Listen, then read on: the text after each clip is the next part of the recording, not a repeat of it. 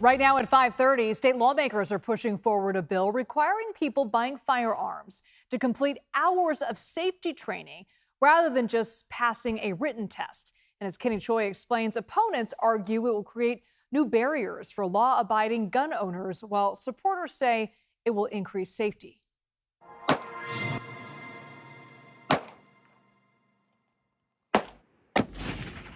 California already has some of the strictest gun laws in the country. A new bill would make the process of purchasing a firearm even more extensive.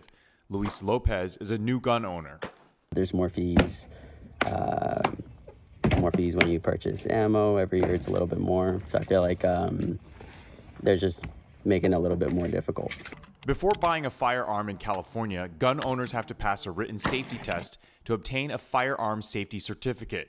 But under Senate Bill 948, gun buyers would be required to undergo a 4-hour safety training course that includes live fire exercises at a shooting range. Those 4 hours to take that is just like a countermeasure just to make it harder for people to own a gun. But supporters argue more training could help prevent accidents involving children and inexperienced gun owners. State Senator Jesse Arreguín is spearheading the bill. We have some of the strongest firearm safety laws in California, but unlike other states, including Maryland and Hawaii, we don't have any requirements on training. A previous version of the bill required 8 hours of training.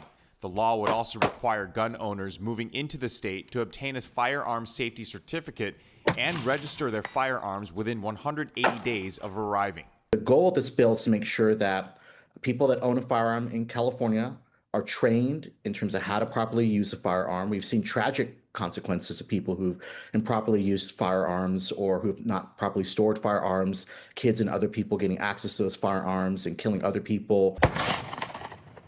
Gun rights organizations strongly oppose the measure. Critics argue mandatory training, range time, and additional costs create obstacles for people exercising a constitutional right. This gun owner asked not to show his face, fearing his small business would be negatively impacted. I can't even keep track of all the new laws as fast as they come out. You know, there's a lot of people being turned into criminals. We're being drowned in lawfare, you know, all nonstop new rules and laws. I think we got by just fine without them. Right now, the bill is making its way through the state assembly. If it does become law, the mandatory training requirement would start in 2028, and gun rights advocates say they will challenge it in court.